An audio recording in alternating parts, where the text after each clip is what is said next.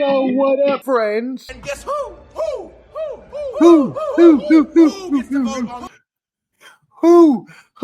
Who will be representing for the Super Bowl halftime show? None other than Benito.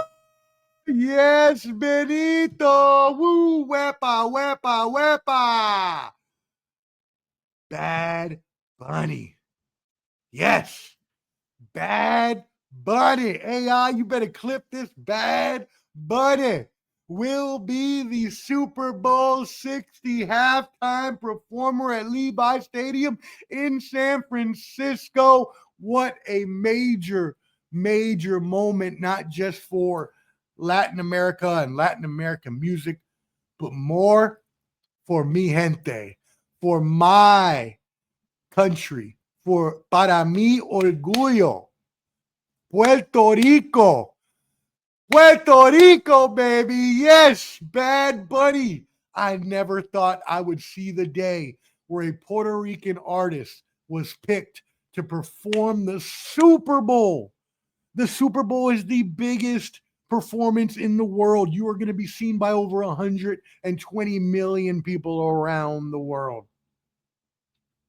And Bad Bunny, a little Puerto Rican kid from the ghettos, got out and proved that you can do anything. And now he will be on the biggest stage 1 year after Kendrick Lamar, and he will be performing Rock Nation, Apple Music. Shout out to Jay-Z, my brother. Jigga. This is, wow. This is amazing. I am so proud. I am so happy. I mean, everybody has to be happy about this, except, and I mean, you might get a couple older people like the ones last year where they had to show Kendrick and they show all the old white people and they're like, the fuck is happening here? You're probably going to get some of that.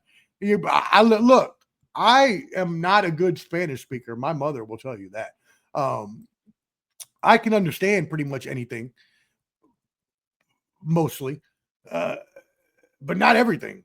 And so even like Bad Bunny or any of the other reggaeton artists, I don't understand a lot of their music because it's really, really fast. And so even though he does have slower love songs and things like that, I still don't even understand everything he says.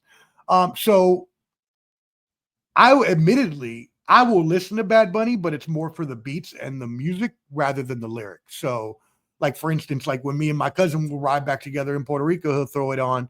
He's actually like knowing all the words. I don't. So I'm just like banging to the beat. So I'm not necessarily I mean, I don't really know most of the stuff he's even talking about. But word for word is what I mean.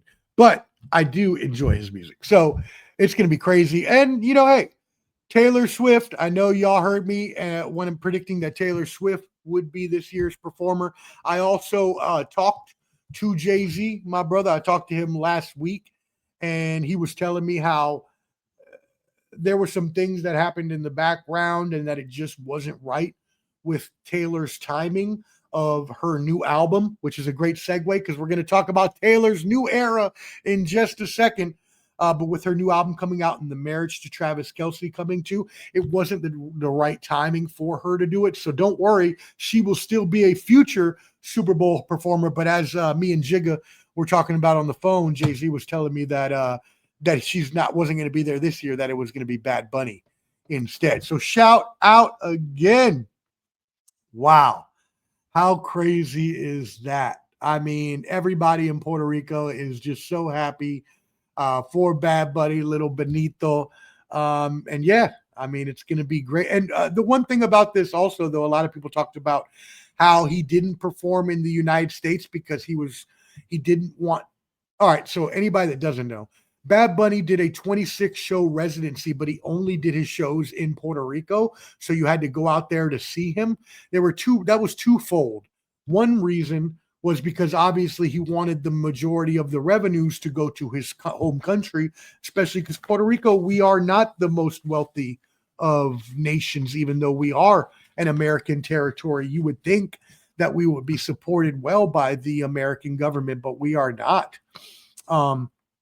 Puerto Rico is badly underserved by the American government, which is another thing American government. Get your ass in order. There's no reason places like Puerto Rico, Guam, and other places that are American territory should be living like third world countries. So get your ass in order. You want to take countries over, then you got to make sure you take care of them.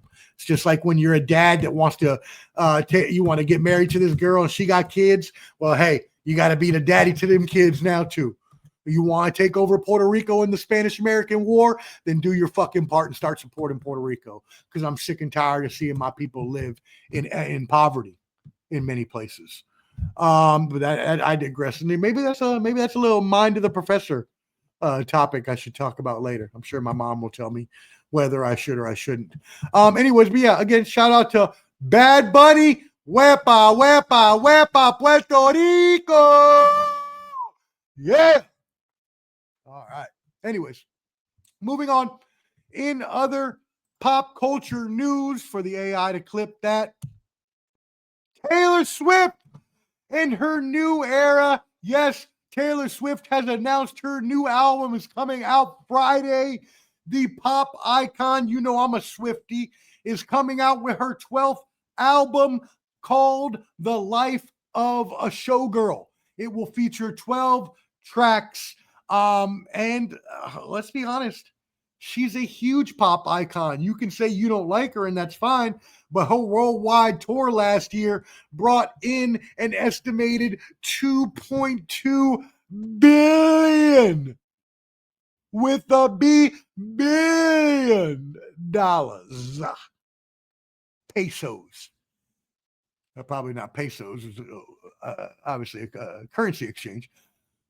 $2.2 billion on hotels, food, travel, places. That's why Bad Bunny did his tour in Puerto Rico. Because with the money you bring in, which he brought in hundreds of millions for the island, look at that. Taylor Swift bringing in billions of dollars to the city near you.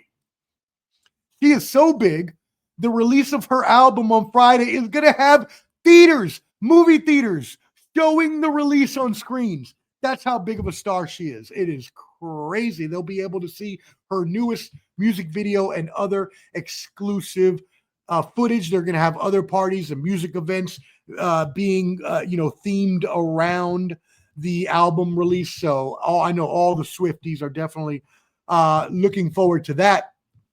What about the album? So I know you're asking, Professor, teach us a little bit about why she came about the actual life of a Showgirls album. Well, this actually came about on her European leg of her tour, the Eras tour as we know it. And so when she was on the road going through Europe, it was said that she was to have fell in love with the entertainer side of European performances and the plays and ballets and things of this era, the entertainer. And so she wanted to give her fans a dichotomous view or a conversionary outlook to her last album.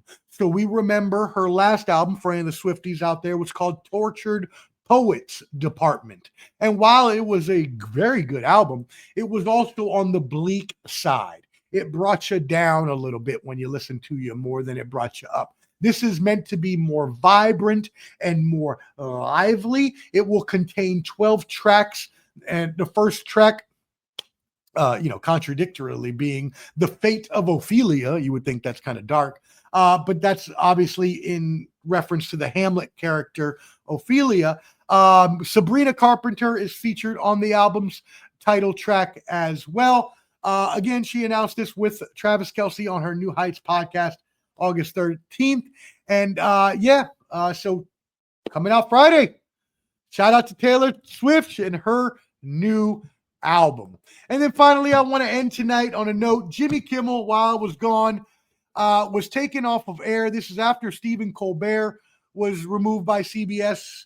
Things to be said, done money-wise. But we know that President Donald Trump has been announcing people that he doesn't like, including all the people that he's getting prosecuted now. You see what's happening with James Comey. He has his hit list. He's just checking it off. I don't know why you people don't believe it, but I'll be talking about this on my news segment coming up later this week, the professor Semanalmente. But we'll be talking about Donald Trump and the ramifications, right, of being able to be at the highest level of power and being the most powerful person on earth, and also wanting to have everything your way at the same time, and how that can obviously compete and go against the interest of America in the future and what America is heading towards as a country versus what Donald Trump, Project 2025, and the conservatives would want America to go to. And so we'll talk about all of this on my news show later this week. But one thing that came about is, when Donald Trump says something very powerful, again, these things can take hold. And it did when he said he didn't want Jimmy Kimmel on the air. And then all of a sudden, Jimmy Kimmel's taken off of air. Disney lost a bunch of subscribers, losing over $3.87 billion worth of value with all the subscribers lost after the announcement came, which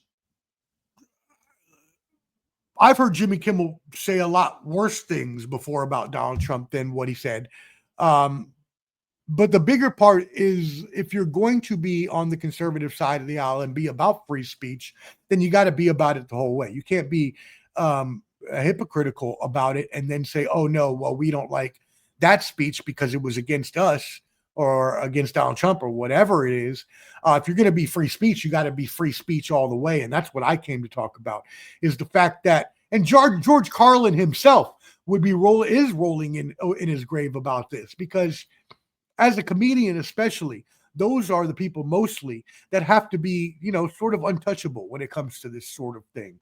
Because if they're not, then that's when we lose free speech altogether.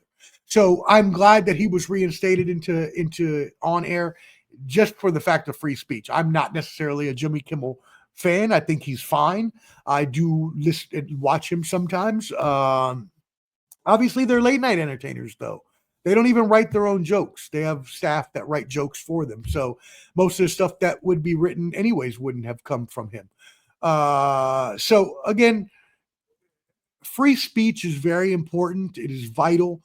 It is an unalienable right given to us by the founding fathers.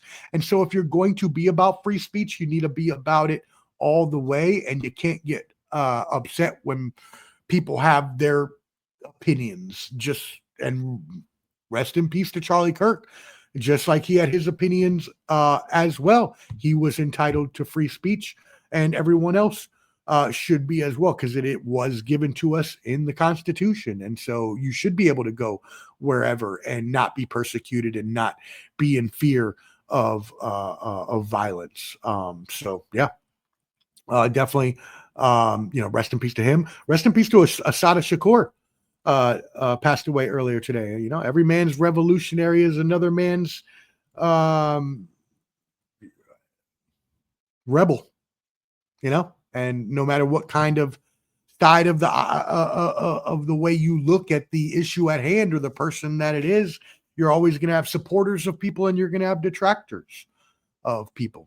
All that matters is that we are people and we are human beings, and we should be treated as such. And should have the respect and grace of being human beings. So free speech, respect, and love, as Jesus taught us. Love thy neighbor, right? We should love each other as we would love ourselves. And if we all did that, this world would be a much better place. Subscribe on YouTube at Ball and Buds for sports and entertainment live streams and videos. Boom.